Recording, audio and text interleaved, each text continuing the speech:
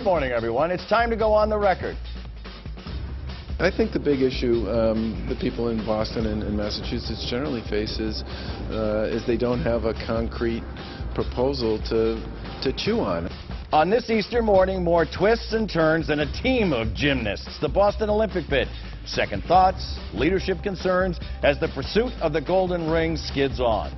Congressman Bill Keating is our guest today. He's been working to get federal Homeland Security money for a Boston Olympics. We'll take his current temperature on the Olympic project today. He said he was innocent. A public glare Patriots owner Robert Kraft is not used to. The witness stand in the Aaron Hernandez murder trial. Will there be lingering damage to the Super Bowl winners as the Hernandez drama goes on? And Governor Baker proposes to eliminate the state's film tax credit. Could that mean no more Hollywood in Boston? From WCPB Boston, the inside word from Washington to Beacon Hill. Today's newsmakers are going on the record. good morning, everyone. Happy Easter. Happy Passover. Welcome to OTR with News Center 5's political reporter Janet Wu. I'm Ed Harding. Our guest this morning is Bill Keating. He's the South Shore congressman, a former prosecutor, first elected in 2010. The congressman sits on the Homeland Security and Foreign Affairs committees. Congressman, thank you for joining us. Happy Easter, sir. Happy Easter. Happy Passover. Happy everything. It's great to be here. I was here last year around this time. Oh, too. were you? Look at that. Yes. Huh? Consistency. And you both have your Easter colors on? We are ready. We're well dressed. So there's been a lot of revelations and details that have surfaced during this Tsarnaev trial. Does anything you've heard make you nervous about our Homeland Security measures right now and things that you've been very vocal about in the past? Well, we've made some progress on the information sharing front. The new FBI director, surprisingly, called me up when he took office. He said, I want to sit down and talk to you. We spent an hour in my office talking. Really, I think, bonding, if you will, and sharing our views for information sharing, how that was important, and how that was something that we didn't address in 9/11. The Homeland report that we did in our committee found out it's a glaring weakness still, and he's moved on that. And legislatively, I have a part of the law that was passed under the intelligence law that is now coming forth in implementation, where they're going to have something in writing to deal with this. So we have moved ahead in that front. So that's something What's that still is missing? critical. I want something in writing. I mean, we have a new director who has a new attitude towards sharing information with local and state police and having the multiplier effect of all those law enforcement people instead of keeping it within, which was one of the weaknesses in 9/11, one of the weaknesses in the Marathon bombing case in terms of what happened before. You're talking about a new FBI director, right? Yes. Yeah. And that can change. His interest can wane, or someone else can take their place. I want either a memorandum of understanding or regulations, and we're getting strong support from local and state police around the country for this effort. And folks, obviously you do know, but closing arguments are tomorrow, so they begin on Monday. So the jury will have this phase of the trial fairly quickly. I want to ask you about a secondary aspect of that. Should this trial be on television? It's a federal trial, and federal courts don't allow cameras, but should federal courts allow cameras? I think generally the judge should have the say in terms of... Really? They control the courtroom in every other aspect. The judge should have control? I do. I think, but there shouldn't be restrictions on that judge.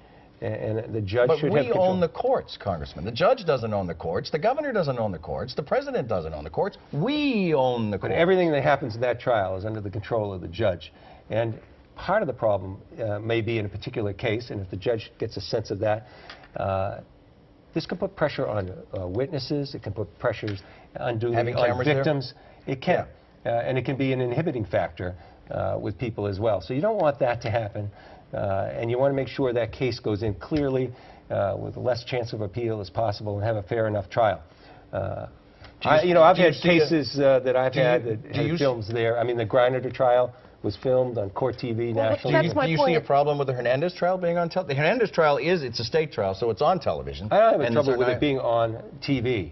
But if a judge has reasons not to have it on TV, I think they should be the last arbiter of that. Well, it is the 21st century. There is 21st century technology that the entire world depends on. That new courthouse was built to accommodate it, yet they don't have it. Yeah. Do you think there's some irony there? I think that, again, if the judge has reasons not to be, have that happen to that case, that's fine. Generally, I think it's good.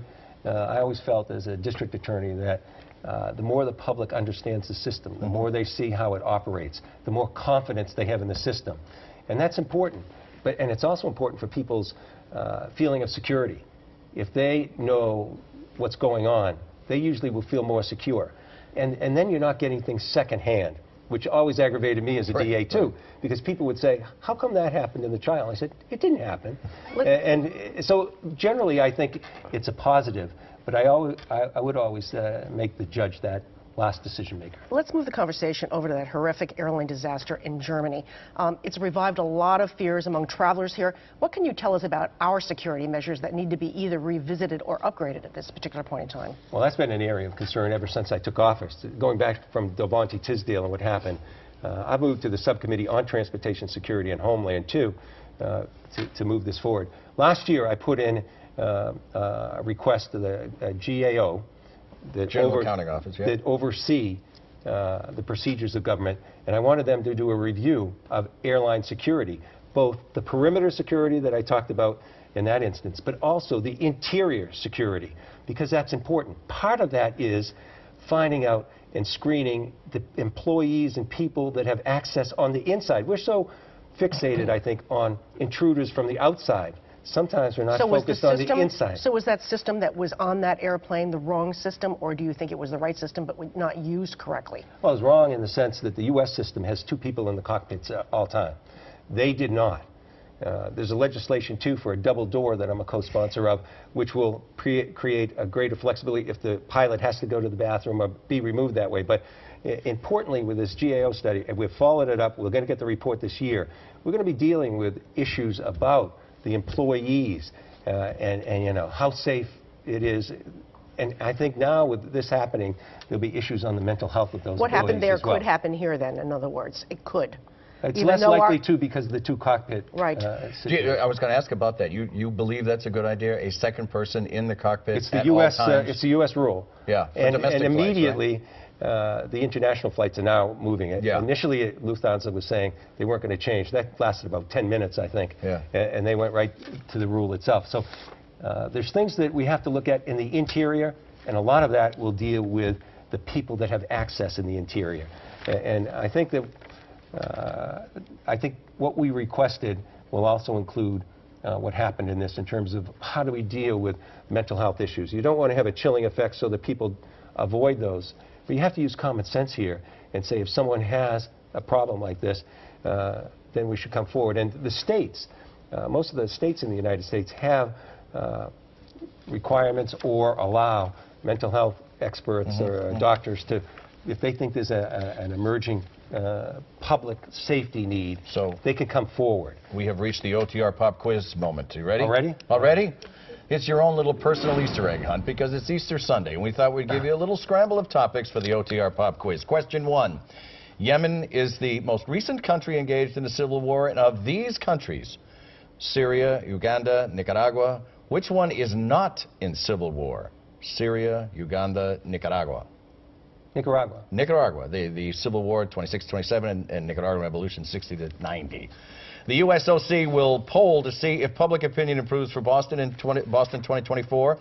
Name 2 of the other U.S. cities that got passed over by Boston and may still be waiting in the wings. I know San Francisco. That's one of them, yeah.